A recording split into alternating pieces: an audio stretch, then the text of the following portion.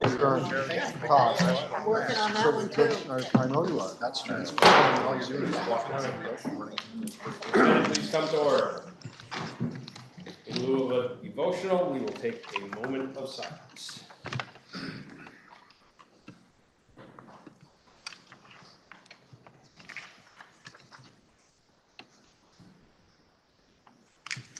Thank you. Are there any announcements? We have Senate bills for introduction. An act relating to requirements for older drivers to renew operators' licenses, introduced by Senator Clarkson and others. This is the first reading of the bill. S-152, an act relating to requirements for older drivers to renew operators' licenses. Now you've heard the first reading of the bill, and it is referred to the Committee on Transportation.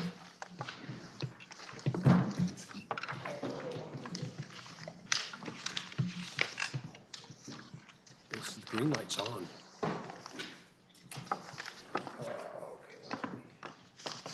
We now have H-454, an act relating to transforming Vermont's education, governance, quality, and finance system. It passed the House April 9th, 2025. Please listen to the first reading of the bill. H-454, an act relating to transforming Vermont's education governance, quality, and finance systems. Having failed to meet crossover, but having been given referral release from the Committee on Rules per temporary Senate Rule 44A, the bill is referred to the Committee of Jurisdiction, which is Education.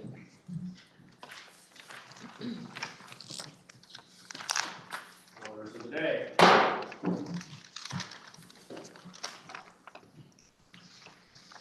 We have House proposal of amendment S9 was, we're passing over S9. We have page 10. For third reading, are there any amendments? This is the third reading of the bill. H-10, an act relating to approval of amendments to the Charter of the City of Barre. The question is, shall the bill pass in concurrence with proposal of amendment? Are you ready for the question? If so, all in favor say aye. Aye. All opposed nay. The ayes have it, and we have passed H10 in concurrence with the proposal. We now have H118, an act relating to expanding the scope of hate-motivated crimes.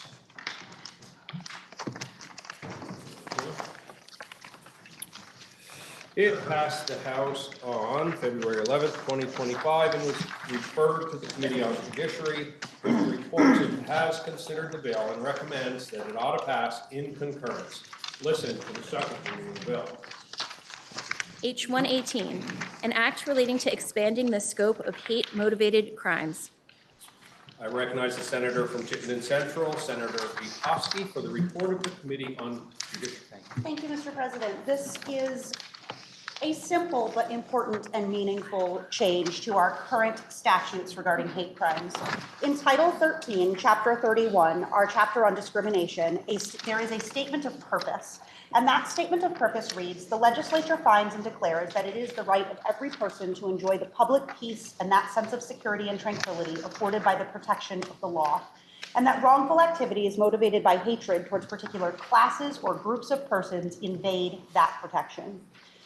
It goes on to say some more, but that's the really critical aspect of that statement of purpose. And our current Vermont hate crime statute does not actually live up to this statement of purpose, as it only applies directly to a specific victim who is a member of a protected group. When a hate crime happens, it of course affects the targeted victim, if there is a targeted victim, as sometimes hate crimes in fact are targeted at an entire group without a specific victim. For example, a swastika painted on a public building. There's no specific victim, it's a whole group, and our current statute would not apply. However, additionally, even if there is a specific victim, that hate crime affects the broader group of the targeted victim. When 3 Palestinian men were shot in Burlington, this crime of course impacted them and their families, but it also rippled out and had impact through the entire Palestinian community in Vermont. These important, meaningful, and frankly minimal changes in this bill seek to recognize these realities and will help our hate crime statute do what we intended them to do. It changes references to an individual victim to language that includes another person's or group of people. And it changes, there's conforming change as well, that it no longer applies to the actual or perceived membership in a protected category, but it expands to the group membership.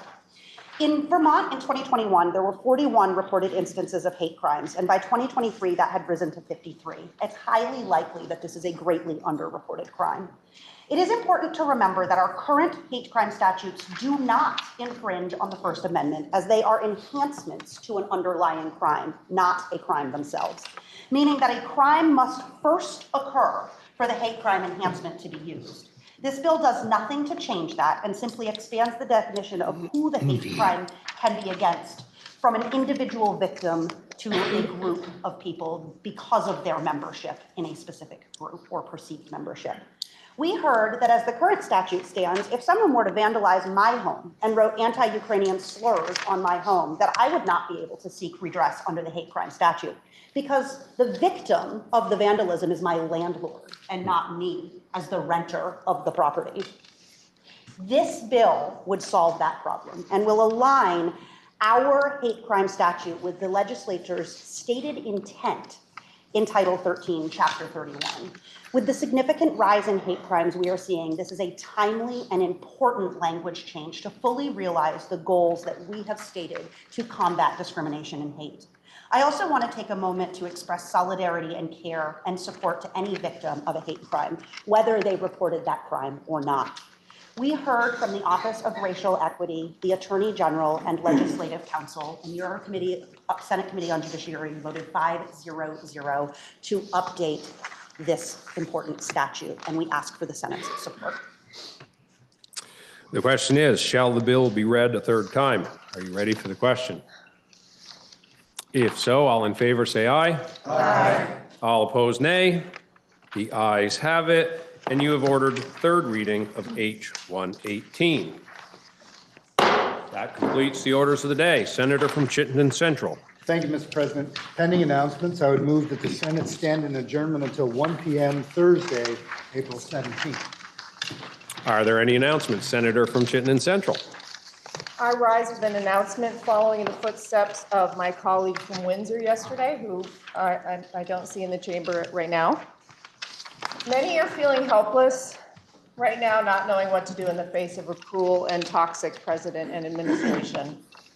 We senators can do what is within the scope of the legislature. We can draft policy, write resolutions, and pass bills that at least attempt to improve the lives of Vermonters. But we can also use this position of privilege to speak up and not sit quietly while the President of the United States and his people trigger a constitutional crisis and cause great moral and economic harm to our state. Crippling tariffs, draining of beloved institutions, mass firings, tax cuts for the wealthy, and most terrifyingly, the unlawful abduction of Vermonters. So I invite my Senate colleagues, one on each day until the end of the session, to stand and speak in defiance of this president and this administration. And I leave you with these lines from the Fifth Amendment of the U.S. Constitution. No person shall be deprived of life, liberty, or property without due process of the law. Thank you, Mr. President. Secretary, you correct me if I'm wrong. Thank you for your statement, and everybody is welcome to make a statement. And because the senator from Windsor and you were into your statements, I believe we're supposed to ask when we do something like that to speak on a point of personal privilege. So when people stand up, it's generally, I've never seen it not granted to a senator, but I believe protocol is to ask for a point of, to speak on a point of personal privilege. Senator from Chittenden Central. did discuss the matter with the secretary, and because it's actually not personal necessarily to me, but it's a statement, we felt it was okay to Okay. make it as an announcement. Okay, I thank you for that. I know when I was sitting there, I generally did and sometimes maybe didn't need to, but thank you. Are there any further announcements? Senator from Essex. Thank you, Mr. President. Tonight, Vermont Retail Groceries Association's reception at the Capitol Plaza, 6 to 8. Very great place to be, drinks and food. I wouldn't miss it. It's a good event. Thank you, Mr. President. Are there any further announcements? Senator from Washington. Thank you, Mr. President. Senate Finance will meet at 1:30. Senator from Washington. Thank you, Mr. President. Senate Appropriation will meet at 1:29.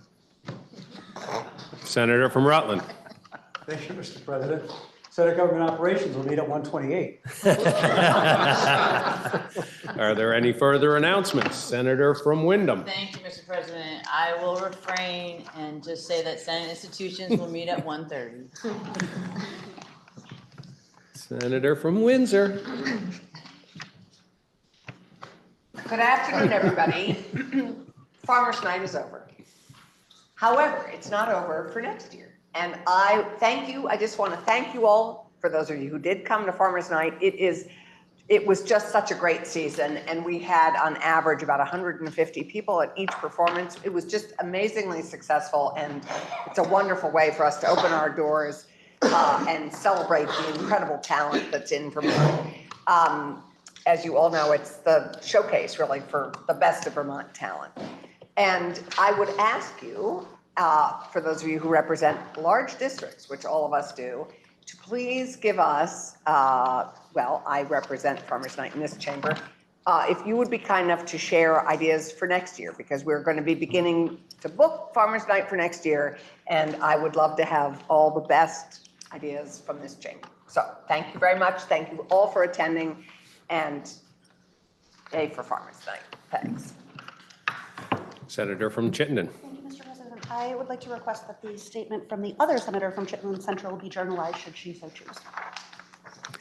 The senator from Chittenden Central has requested that the senator from Chittenden Central's remarks be journalized. Are you ready for the question? If so, all in favor, please say aye. Aye. All those opposed, nay. The ayes have it, and motion carries. Are there any further announcements? Seeing none, the senator from Chittenden Central has moved that we adjourn until 1 p.m. Thursday, April 17th, 2025. Are you ready for the question? If so, all in favor say aye. Aye. All opposed, nay. The ayes have it, and we've adjourned till 1 o'clock p.m. Thursday, April 17th, 2025.